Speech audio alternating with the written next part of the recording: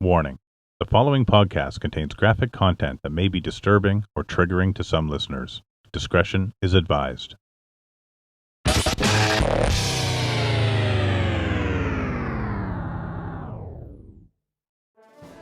The papatangosierradelta podcast is available free of charge thanks to the support of Cracked Armor. Their mission is to raise awareness for PTSD, TBI, and mental health to support those who struggle. By creating an army of warriors who represent the gear, their hope is that it will send a message to others that they are not alone. Go to crackedarmor.com, say hi to Mark Long, read about the story, and find some research information about PTSD. And if you can, look good while supporting Cracked Armor by buying some gear.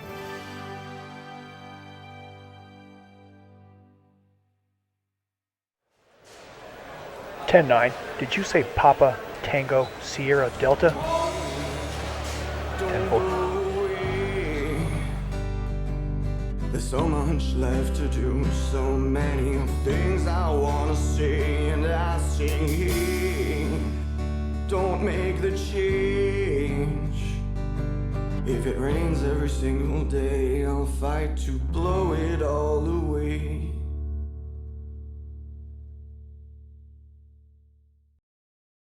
This is episode 32 of the Papa Tango Sierra Delta podcast. My name is Larry Payton, and I have been diagnosed with complex post-traumatic stress. I'm not going to go into a big intro today, primarily because I'm pretty sure I actually feel quite confident that after episode 31, you have heard enough of my voice for a while. It's like, seriously, dude, give it a break. We've heard everything you need to say. We need to hear some other people. Point taken. I own it. That's mine. No issue.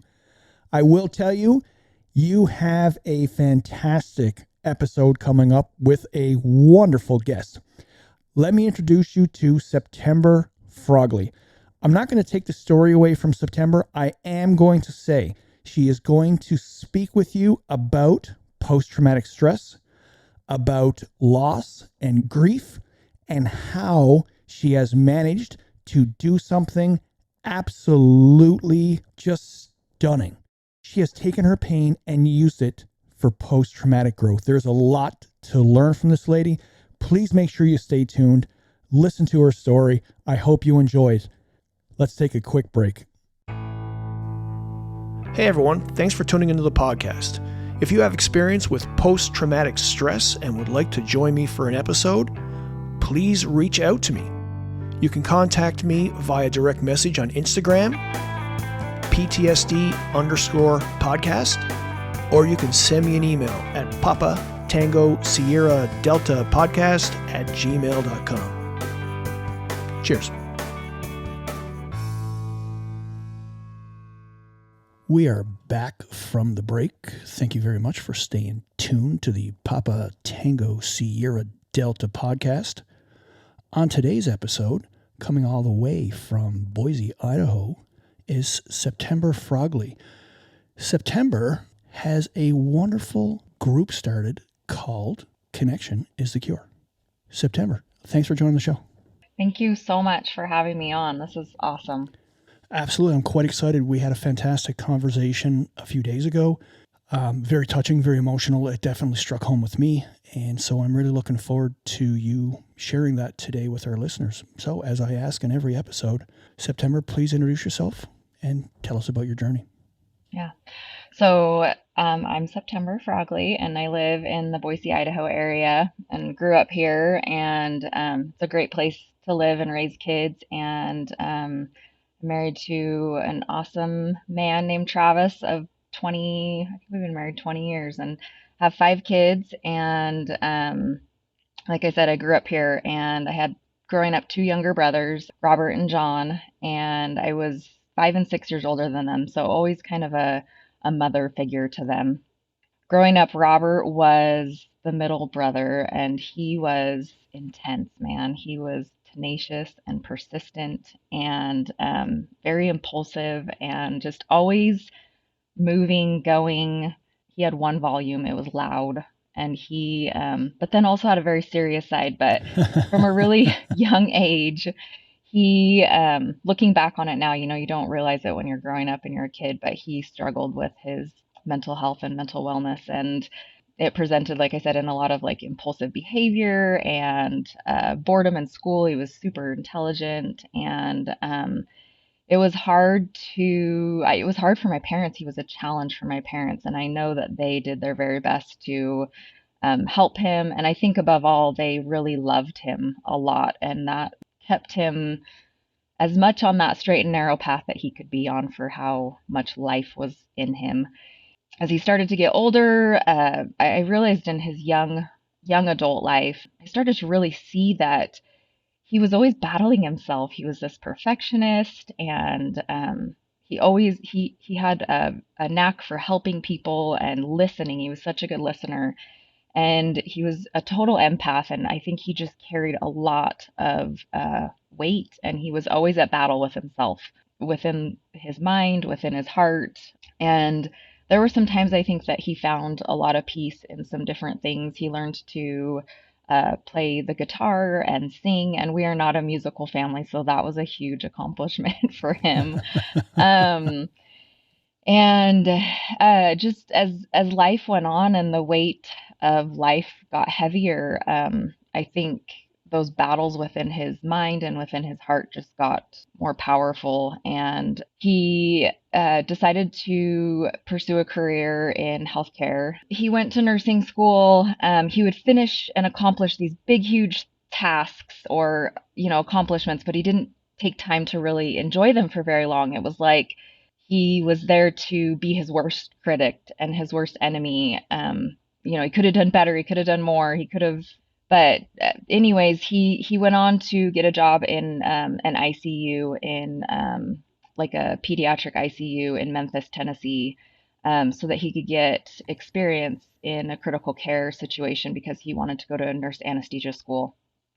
And I think that was a huge turning point for his mental health because he saw so many horrific things during that time. And he worked nights, and I think that was really hard for him too because he always had a hard time sleeping, but I think that really messed with his clock, and we all know what lack of sleep can do if we've experienced that. So I think that was a turning point for him, and a lot of the things that started this, the straws that were breaking the camel's back, for lack of a better term. And he went on and got into nurse anesthesia school, and the stress that came with that, and once again having a family and managing all of those things.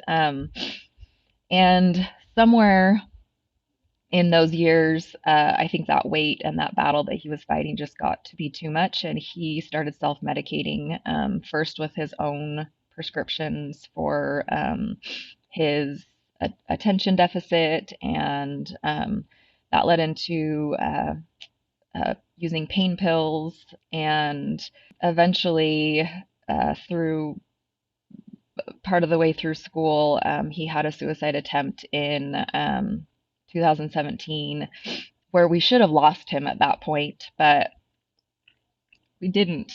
And the lessons that we got to learn from him from that point on, I think, were so important to apply to what we're trying as a family to do now.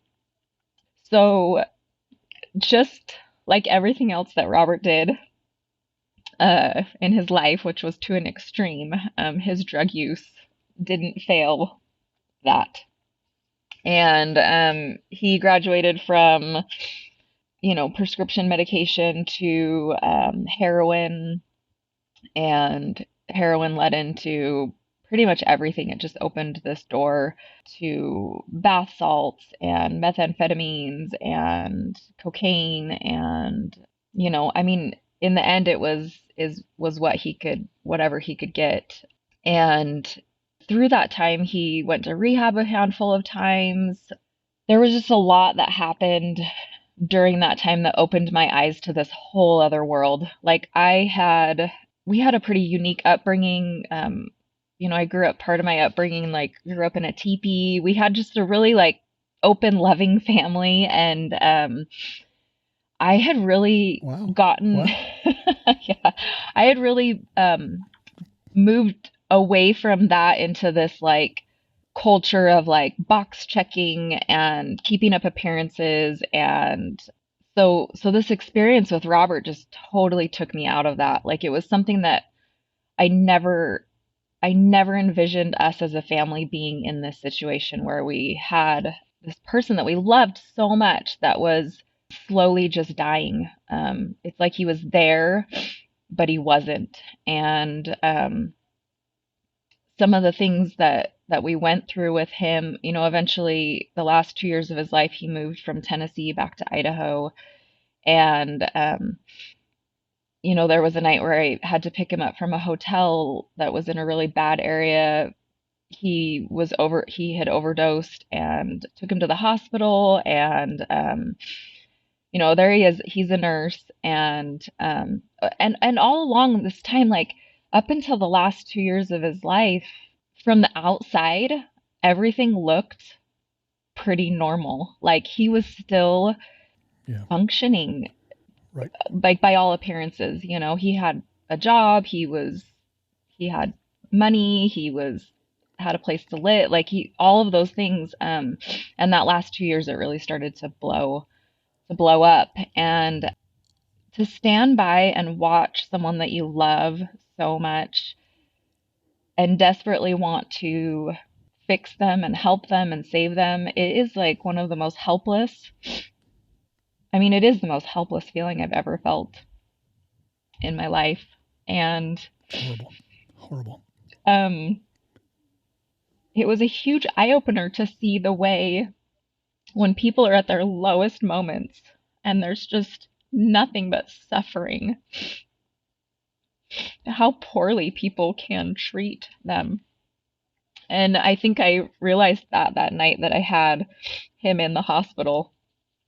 There he was, my beautiful baby brother, sitting in a hospital bed with like blown shots of meth in his neck and his leg, basically just knocking on death's door and in so much pain. And, you know, the staff at the hospital was just treating him like he was some worthless throwaway, Oh my you know? God. Oh my God. And all I wanted was just some help and like a direction. Like I just needed them to make sure he was okay physically, but then we'd never been in that situation before, so to just point us in the right way. And we left the hospital that night at like 3:30 in the morning with nothing in hand, like not a facility, not a with nothing, like just nothing, Wow. like no Wow. resources, nothing. And that was a huge turning point looking back on it to what we're trying to do now. But just many experiences like that, you know, him deciding that he was done using and passing off all of his drugs and paraphernalia to me and not knowing what to do with them, like driving across my neighborhood thinking like, oh my gosh, if I get pulled over with all of this stuff in my car, like how am I going to explain this? Like, but then Yeah. wanting to take them from him because I don't want him to have them, you know? Just Absolutely. so many things I Absolutely. could go on and on about.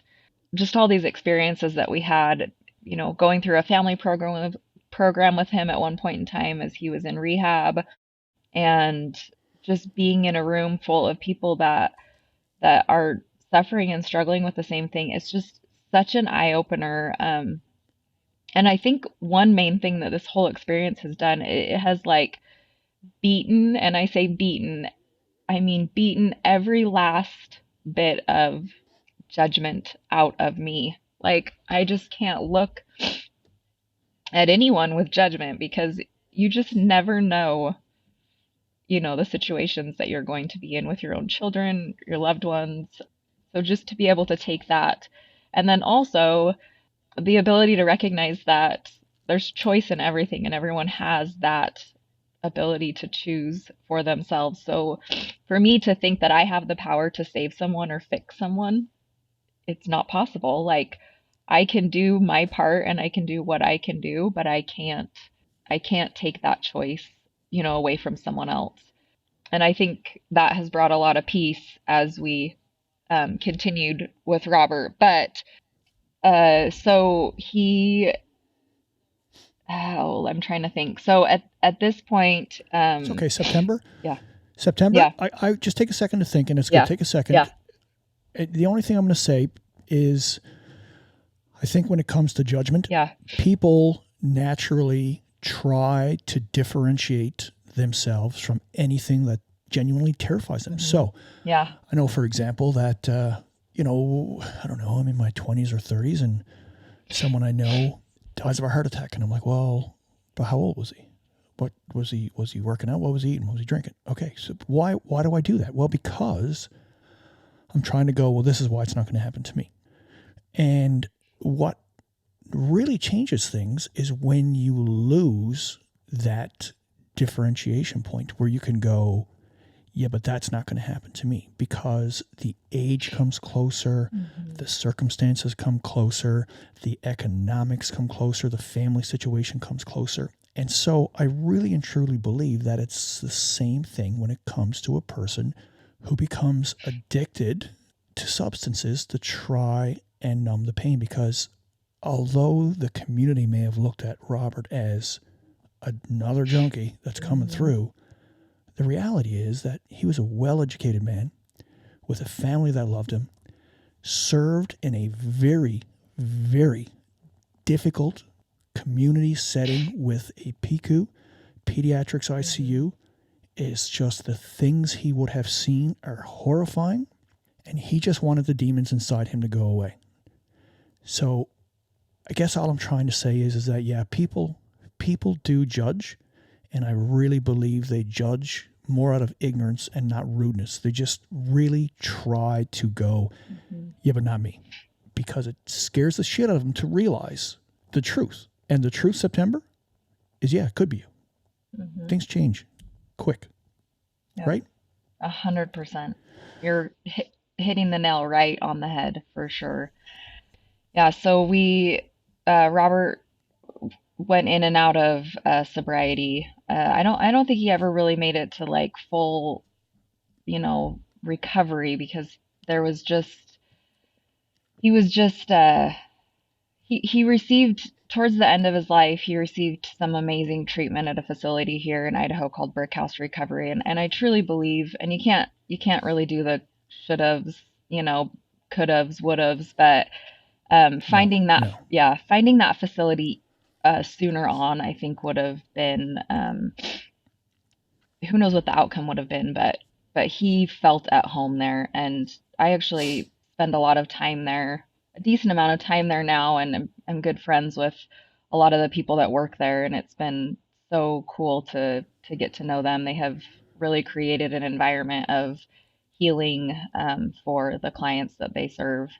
So on May 9th of 2021, Robert had an incident 6 weeks prior to that where it was the first time he had been in trouble with the law, and he'd had a suicide attempt and crashing his car. And when the police came, and this was such a hard, shameful thing for me to talk about in the beginning too, because my father-in-law is a retired police officer. My husband is an Afghan veteran in the United States Army, and we just have a lot of law enforcement and military background in our family.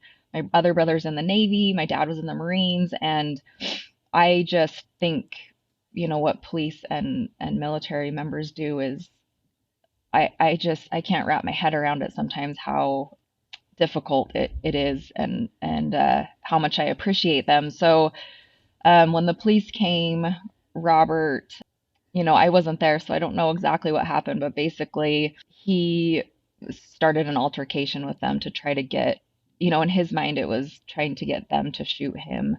At this point, he had probably about 8 months prior to that, had a psychotic break from the drugs that he was using. And it had induced this state of schizophrenia. And even with 8 months of sobriety, that the voices and the tactile delusions and the things that he was experiencing never left him, even without the drugs. So he was going days without sleeping. The voices in his head were so intense and strong.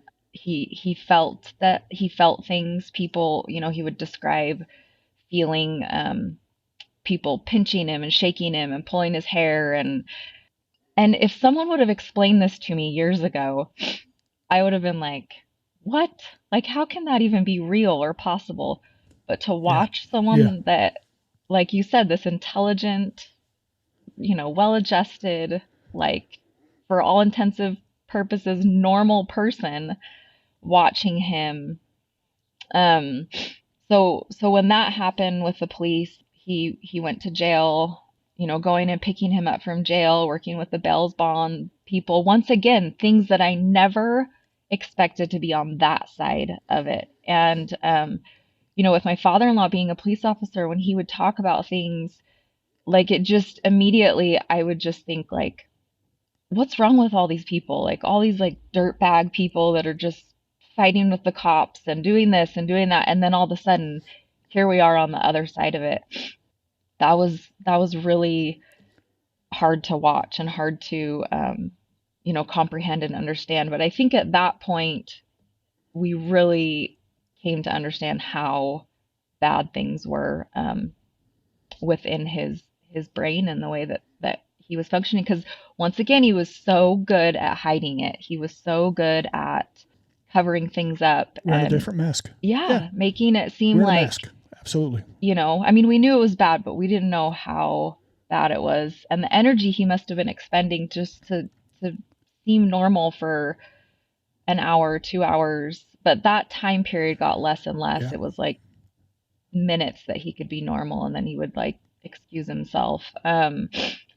So 6 weeks went by, and during that 6 week time, he rallied and he got back into his program at Brickhouse Recovery. He hired a lawyer to help him figure out his legal situation. One thing that Robert did, it seems like he would dig himself in this hole just to see if he could get out of it. It was almost like this challenge to him.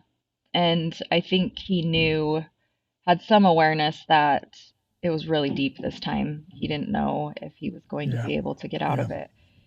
And with that and just the delusional state that he was in most of the time, I don't really even know how much he was aware of and cognizant of towards the end. But on May 9th of 2021 was Mother's Day. We sat down to eat dinner, and I had seen him earlier. We had seen him earlier in the day, and my husband got a text message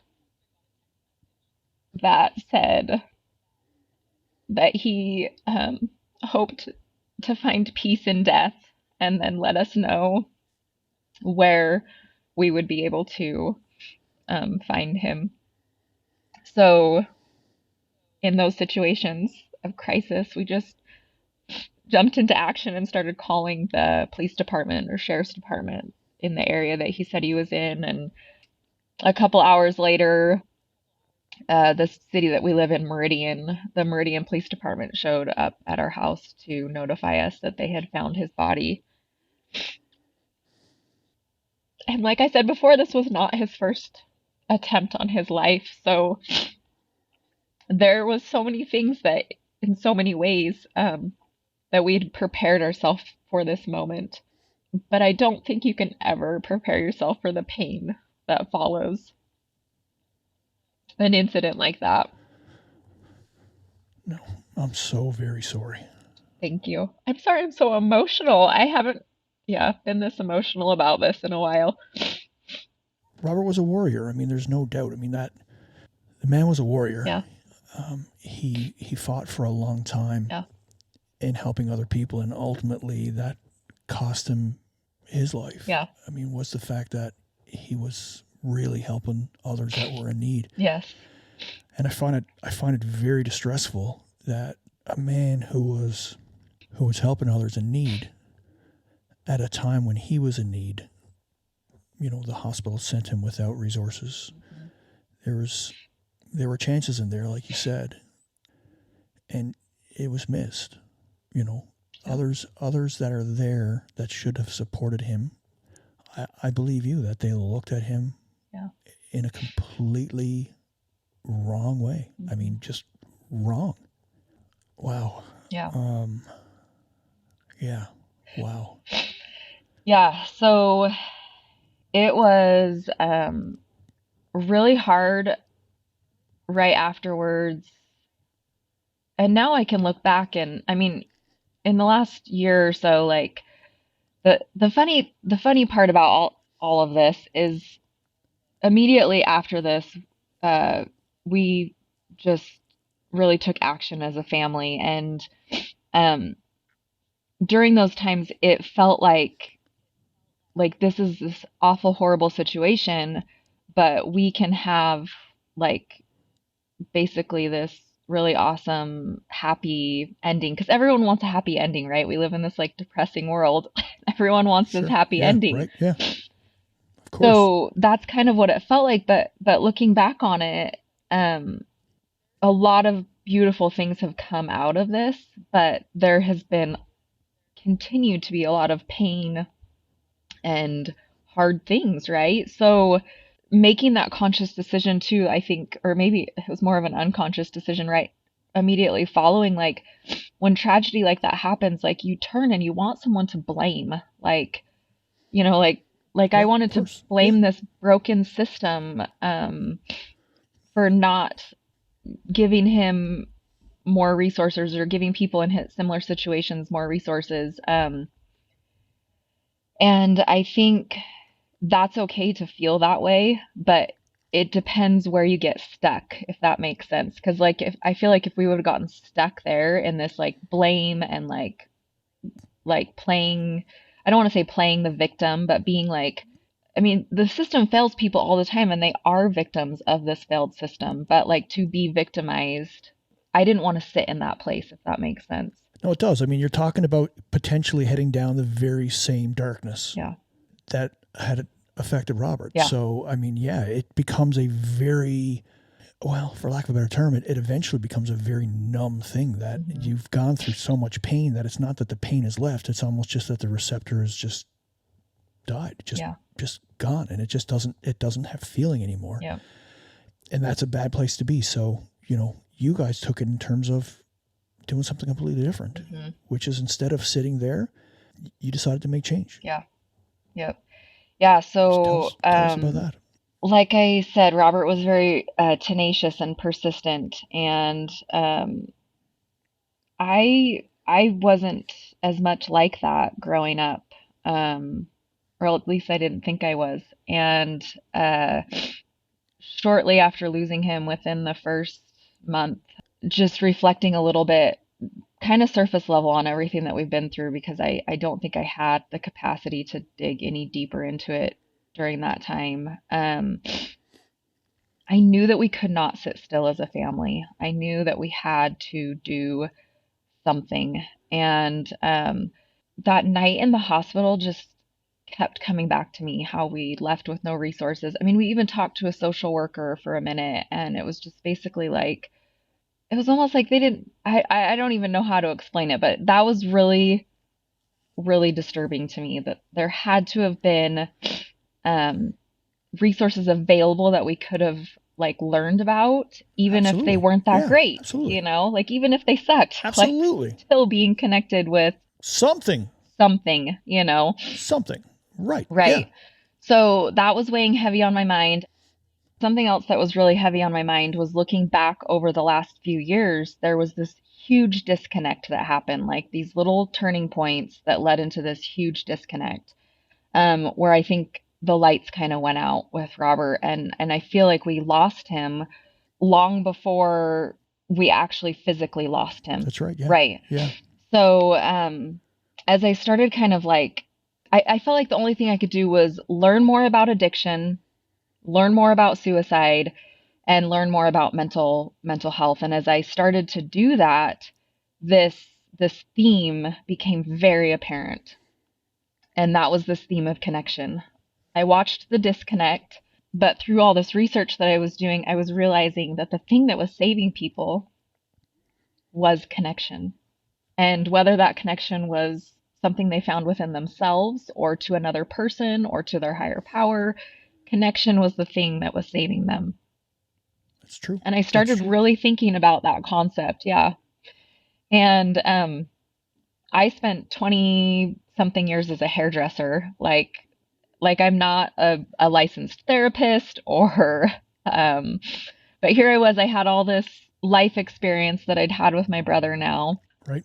And also I really started to recognize that I had this thing within me that I was a connector, that I looked at all the people that I'd known over my lifetime, and being around people and connecting with them had always come with ease. I'd always had really good friends, and I felt very connected to people. And I also feel like I had always been an empath, and being able to, feel other people's energy, and whether it was really positive, great energy, or whether it was like suffering and pain.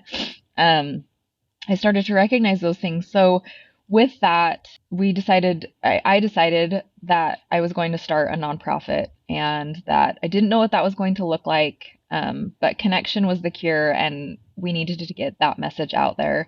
And I called about 15 of my closest girlfriends, and I said, hey, can we have a meeting? I want to talk about this idea that I have about creating more connection in our community as a preventative measure towards these things that are just ravaging people and their homes and their loved ones. And all of those people showed up to that meeting, and we were like off to the races. Wow. At that point. And so we started putting together these care packs to distribute at like homeless shelters and mental health facilities. And through that, I was able to get into contact with a lot of these different facilities and find out what resources they offered, and find out like if someone had been in our situation, that they could go there any time of day, or that they could, I just started realizing there were all these resources, and I started taking trainings on suicide prevention and learning how to talk about suicide and mental health and just all these different things, addiction. I got really involved with spending time at Brickhouse Recovery and learning more about addiction. And so during that time, there was an artist, singer. And like I'd mentioned before, Robert was really into music. And we'd kind of come up with this theme of our main goal was, as Connection is the Cure, was to connect people to people and then people to resources. So we started talking about having this concert, and there was this artist that had a focus on suicide prevention. So we reached out to him, said, would you come to Idaho and perform? And he said yes. And in about a 4-month period, we put together this event, and it consisted of, it was at a big venue here in Idaho where they have a lot of the concerts and different things. And it consisted of resource booths. So we invited all the local resources that wanted to be there that had to do with mental health, suicide prevention and addiction recovery, and also, different organizations that were helping to build connection in the community. And then we invited speakers. Yeah. Yeah, I'm just saying, let's hold on 1 second, because I think we're going to take a break here. Yeah. Let's take a quick break. And when we come back after the break, we're going to hear how this event turned out, which I just think this is a good point because this is amazing what happens, how this event turned out. We're going to hear all about Connection is the Cure, and we're going to hear how Robert continues to live on through the work that's being done by September. Yeah. Let's take a quick break. This episode of the Papa Tango Sierra Delta podcast is brought to you thanks to the support and financial sponsorship of Cracked Armor. Go to crackedarmor.com, read the story, buy the gear, wear it, to send a message to others who are struggling that they're not alone. Also, check out Willow Tree Farm, care of Jason Subkowicz, another member who is struggling with PTSD and who frequently updates his Instagram to share his story. You can follow him at jason.subkowicz. That's Jason.Sierra Oscar Bravo Kilo Oscar Whiskey India Charlie Zulu. We are back from the break. Thank you very much for sticking around to hear the rest of the Papa Tango Sierra Delta podcast with September Froggley of Connection is the Cure. September, you were just talking about a big event and that you had all the booths there. You invited an artist to come. The artist agreed. You get things rolling in motion. Tell us about the event, how it went. Yeah, so we had speakers that spoke to each of these specific things that we were, trying to bring prevention and awareness to, and then a musician that performed a concert afterwards. And it was the January of 2022, so we were just coming off the heels of COVID, and I think people were just really desperate to get out and connect, and that lifeline of connection, it was so powerful to see. But as we planned this event in such a short amount of time, and how expensive it was to pull off, and running into little things here and there of like people that work in this area, and they were really nervous about us because they were like, there's a certain way you have to go about some of these things, and these people aren't, psychologists or experts in this field, or so we had to break through a lot of things. But ultimately what we found was businesses that had nothing to do with these areas were so generous with donations, different things, because there were so many people that are being affected by these things, and they want to help, but they don't know how. So given a specific ask, they were so eager to get involved and help. So I watched our community, come together like I had never seen before. And it was really a testament to how I had mentioned earlier that I had always been a connector. Like all of a sudden it's like, oh, we need someone to do this. Oh, I know someone that does that. And I would just call them and they'd say, yeah, like I want to help. It was crazy to see just all the puzzle pieces come together. So, that first event, we had close to 10,000 people there. Wow. At the Ford Idaho Center, which was capacity for the facility. And the energy and the feeling in that room that night, it was like something I cannot adequately describe with words. It was healing. And I think people that came seeking help, were able to feel, even if it was just for that few hours, that they were not alone. And then I think people that came just to be entertained were blown away by the way they felt being there, and that they were also, educated and pointed in the right direction to help people that, even if they maybe weren't struggling with a specific thing, they learned how to help someone that was. Beautiful. So absolutely beautiful. Yeah, the power of connection was just solidified that night, and the need for that. So we had gained all this momentum, and so we just kept rolling with it. And one of our presenters was from Mesa, Arizona. He's actually a retired police officer and struggled with an addiction himself, and now is like 13 years sober and helping, and has a recovery facility. Amazing. And yeah, he was like, I've got to get this down to Arizona. So July of 2022, we did another event in Arizona. And then, in between there, we just were doing a lot of stuff in our own community here in Idaho, making connections. I can't, the amount of people that have reached out, and the things that we've been able to do on large scale and small scale have been just, we had an event specifically for youth last September where we had like close to 800 youth gather, and had all these different speakers come in, and they got to like choose their little workshop classes, and then we got the parents together the next day and did a big workshop for them so that they could all go home on the same page. And the stories that we had come out of that, we had youth coming to adults saying, I had a plan to take my life, and, I attended this, and now I want to be able to talk about this. There you go. Because I know I'm not alone. Absolutely. And I think that absolutely, ultimately, we went on to have another large event this last January. And the theme that's coming out of this with that theme of connection is, I think so many people, it's just as simple as being able to talk about it. That's where it starts. The healing Absolutely. starts there because Yeah. there's so much shame that surrounds it.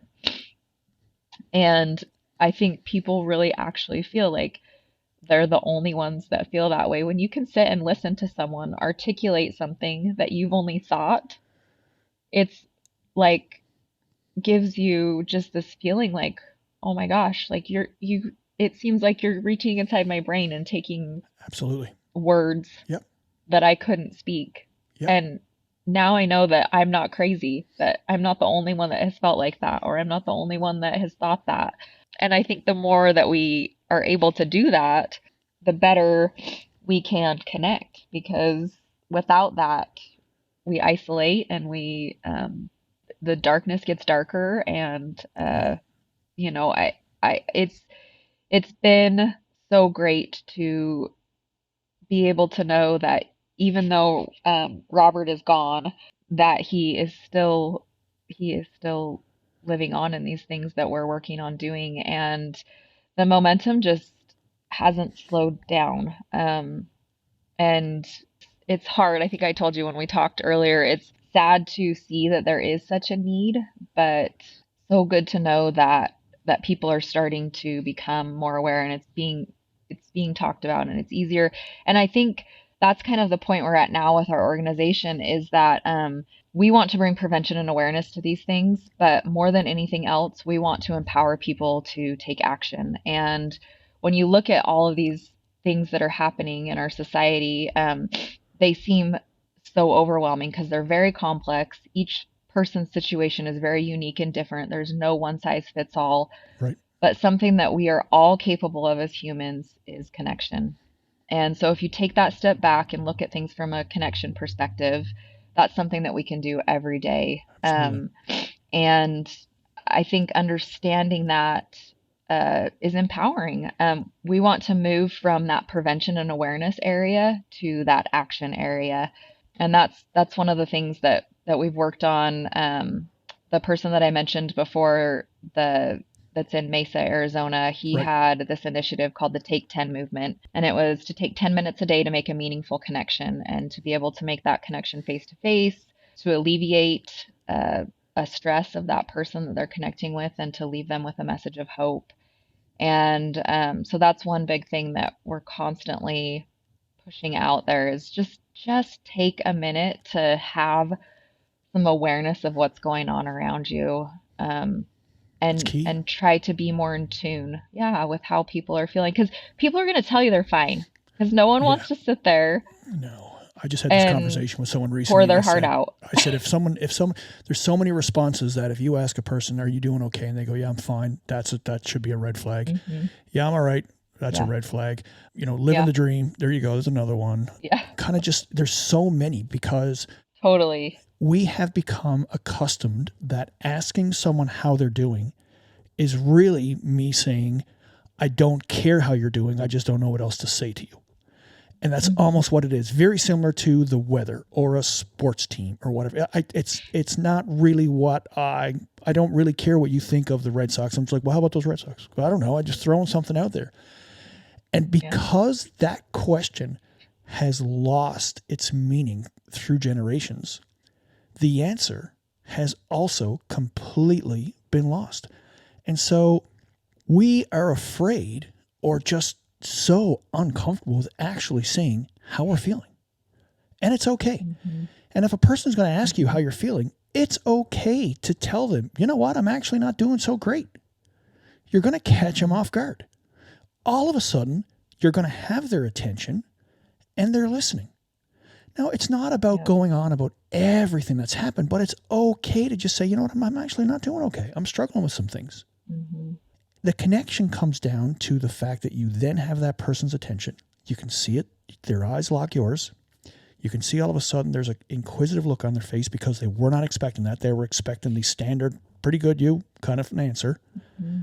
And then they likely will start telling you about something that's struggling with them, because the reality is they also were not doing good. That's the connection. And when someone can stand up and be honest, move the ego aside, move the machoism aside, move the concerns about stigma. I could care less about what someone says, but it takes a while to get there, and be okay with that. That's when you have something, and that's what people need to start doing. Yeah. And this is where you guys are coming in and creating this. Yeah. And being okay with not being okay. Like that was, like I said, everyone wants this happy ending. Like I would love, like what we've created and what we're doing is amazing. Like it is breaking down walls. I have no doubt. And I can say that with confidence now. Before I felt like I couldn't, like I felt like a lot of this was just my opinion, because I had been affected by it. But now like I know that this is important and it needs to keep moving forward. But I would love to be able to say like, yeah, we went through hell. My brother died, and then everything was better because we started this big thing and we're doing all this good stuff and helping and, but really what a lot of this did was bring a lot of my own crap to the surface. So simultaneously kind of trying to, like I had them as separate things, right? Like we're trying to work on this organization and build this organization to empower others. But really, and then working on all my own crap, it really was all in the same. Like I had to, if I was going to tell people that they needed to be honest about how they were feeling, and they needed to be vulnerable, and they needed to speak up so that they didn't feel like they were the only one going through this, like I was going to have to do it too. I was going to have to put, myself out there and start that healing process as well, so I could understand how to best serve, this amazing community that we're trying to help, Absolutely. How can you ask someone to start to open up and talk when you can't open up and talk? And I'm going to tell you, September, right.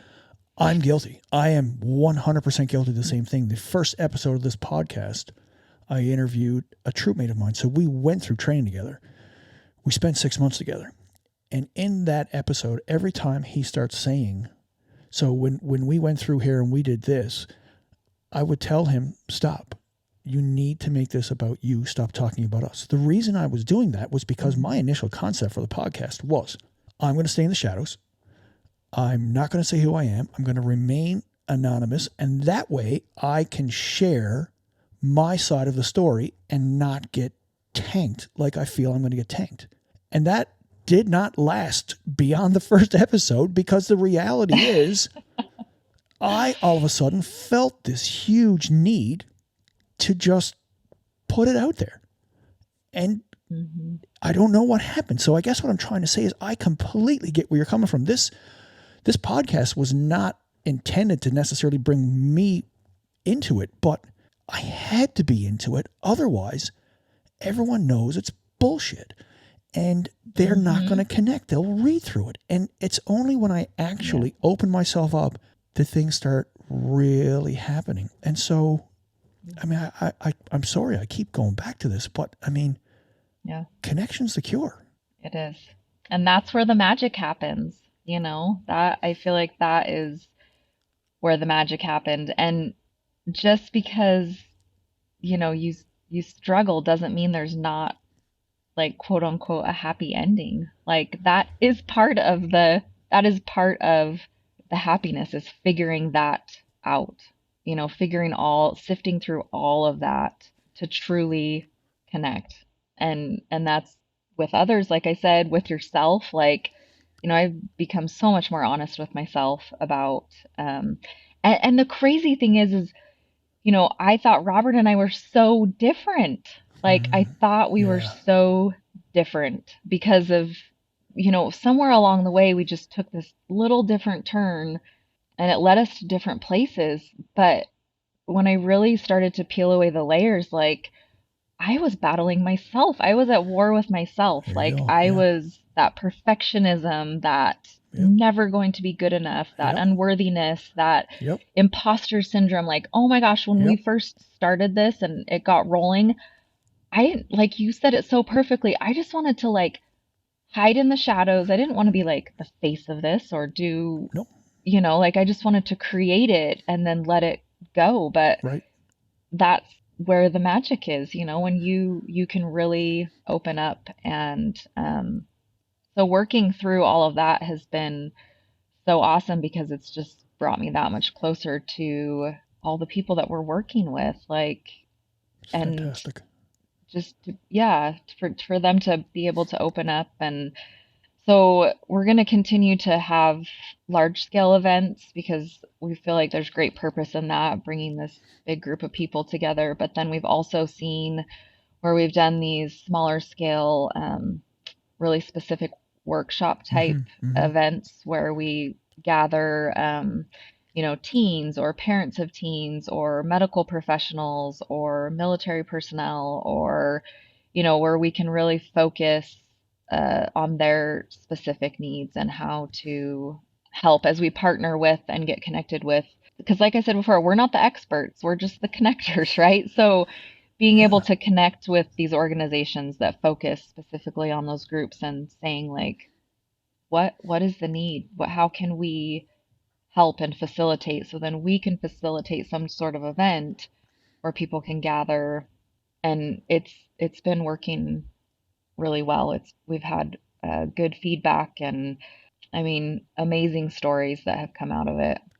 And sometimes, September, people really aren't looking for the professional. They just want someone who has experienced the same pain as them. So I'm very grateful that I have not experienced as direct as you have having someone take their life. I've certainly been to enough calls of it and attended them, but I'm grateful that I've never had that happen. However, I certainly don't ever care to hear the crap from someone else that tries to say they sympathize when they don't understand, and you can't understand. Look, there's just there's no way of understanding, and that's the ultimate reality. And that, September, is why you need to be the face of this, because the unfortunate thing is that you're carrying a very large scar, and it's going to be there. It's not leaving. It is a scar that's going to stay. But it's that scar that for others who bear the same, it becomes identified, and it becomes, I want to talk to you because you get it. And I know it's horrible, but you get it. So when I say I feel like this some days, you understand. As opposed to someone who tries to tell me they understand and they don't. And that's, again, the reality, September, is look, I make no bones about it, and I'm not going to blow sunshine. You're an amazing person. You're a fantastic person. And I love how you've taken something that's been very traumatic and turned it into something that is trying to prevent this trauma happening to other people. You have taken the most painful thing of your life and you're trying to ensure that people you don't even know don't have to experience this level of pain. That is amazing. Absolutely amazing. September, look, this needs to expand. I mean, I'm sorry, but this needs to go. You're onto something here, and I hope you realize you're onto something here. Outside of Idaho, is there anything happening yet? Have you been in connection with people yet who want to take this on in their state? So, like I said, we did an event in Mesa, Arizona, and it was such a different planning process, and it was hard because I wasn't a member of that community. Thankfully, like I said, I had people that were members in that community, so they had good connections. And so the planning process was so different. You're trying not to compare it because it's different. But there's that concern, like, oh no, is this going to be successful somewhere else? This is looking so different. And then that day of the event, and then the night of the event, that same feeling and energy and spirit was in the room again, like it was in Idaho.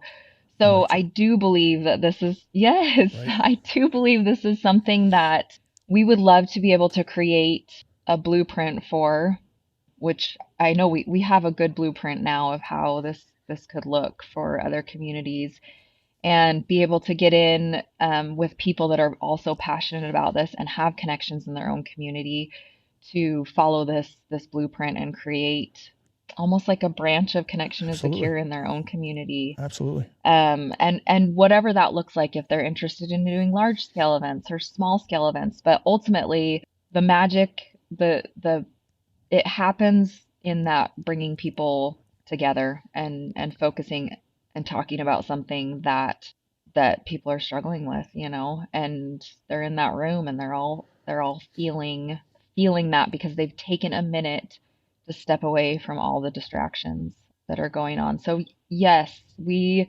want to grow Connection is the Cure. We want to get this message out there of connection. Like I said, it is something that we're all capable of, and that is very empowering, I think, to know that you don't have to be a professional. You just have to have a desire Right.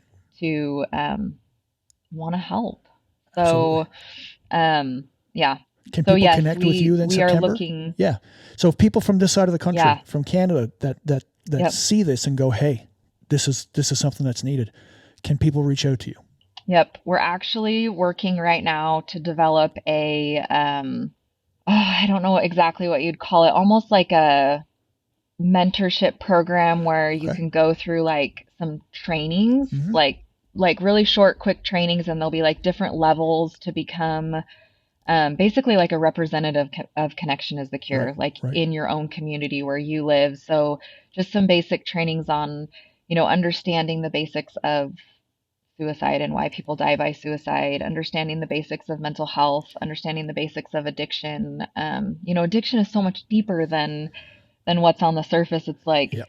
someone's addicted to a substance physically, so you're thinking like, this is ruining your life. Why can't you just stop? But really, when you peel away those layers, there's so much under the addiction. It's just a symptom of what's really going on. So just some basic understanding of addiction. And then there'll be like different levels. So yes, we're working on developing that right now. The Take 10 movement is something huge that I would just like to spread across the world.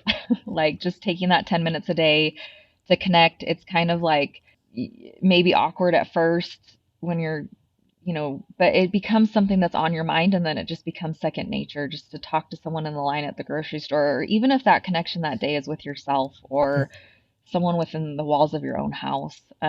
It really becomes second nature. And the way that you feel when you're making those connections, it becomes addicting because it's such a good feeling. So Yeah. you want it, you look for it. You start to look for connection instead of, isolating and being on your phone or whatever whatever the distraction is. Absolutely. Yeah, and that's what we do now. Yeah. We actually seem Yep. to have become an evolution of people that are the exact opposite of connecting. We feel as though we are connecting because we are doing so through, an imitation basis on texting and so on and so forth. Yeah, that's not connecting. And I mean, I love this because it's counterfeit. we are recording.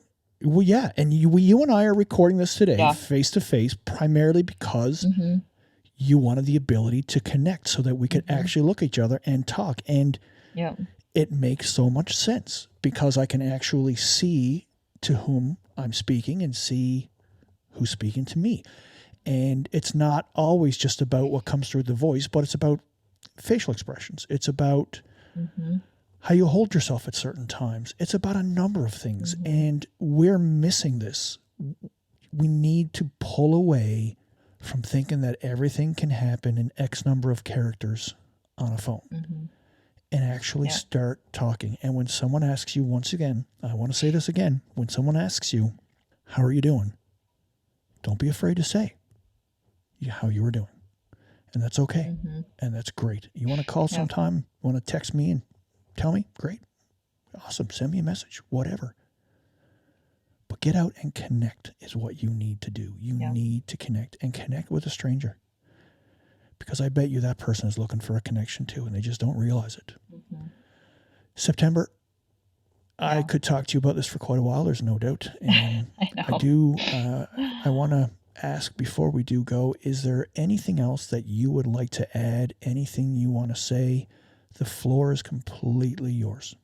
I think just to reiterate that message of connection, I think that we get so wrapped up in our heads, like socializing and stuff, especially since COVID has become harder, I think. And we do have those counterfeit connections of social media and technology. And so I think it's created a lot of anxiety around these face to face, like making these face to face connections.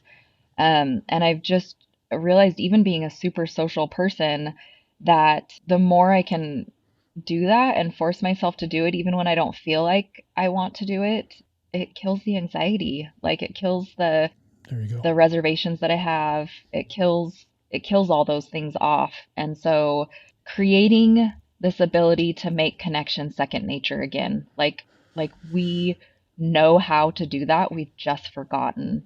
And once you start to do it and you feel what it feels like and you see the magic that happens between you and someone else, you start to crave it. And I think it just, a lot of those things that we're self-conscious about, or that we second guess, or that we feel unworthy of, all of that starts to die and we start to take our power back. And I think that is like so important for people to understand. Like, and that first few steps out of that comfort zone is hard. But once you start to do this, and especially in places where people, if you have a desire to, make connections in places where people are really suffering and need help, like these areas that we're working on, your eyes start to be opened to this whole new world, and you start to see people so differently. It's like you pick up a pair of eyeglasses and you start to see the world in such a different way. And at times I have felt this strong feeling that I don't want to see things like that anymore, because it is heavy and it's hard at times. But once your eyes have been opened to it, you can't turn away from it anymore. No. And believe me when I say it's easier to bury your head in the sand sometimes than to face some of the really hard and the suffering that's happening in the world. But once you open yourself up to it, your heart, your mind, your consciousness, like you can't turn away from it. And the positive and the fulfillment that comes from doing that far outweighs the heaviness of it, And so I would challenge everyone to just take that 10 minutes and watch it transform your life. You will not regret it. Well said. Very beautifully said, September. And I really appreciate you taking the time to join the show. My last words are as follows. I mean, you're listening to this. It's not if you're listening to this. You're listening to this. You're connecting. You're making an attempt to connect about what's going on in your world. You're listening to this not because you happen to turn on that radio station. You took the time to download it and listen. And that is helping. And you are connecting. But you have to understand that where you go, there's a lot of people who are not listening and who are not connecting. And what you have to really remember is we are at our most dangerous and vulnerable point when we are alone. That is when bad things tend to happen. That is why when people extinguish their lights, they are rarely in the company of another. Connection is the cure. As Dr. Shauna Springer said, I read this in the book Relentless Courage. This really, really hits home for this episode. When we connect, we survive. My name is Larry Payton. I have your 6. Please have one. Don't go away. There's so much left to do, so many things I wanna say, and I say, don't make the change. If it rains every single day, I'll fight to blow it all away.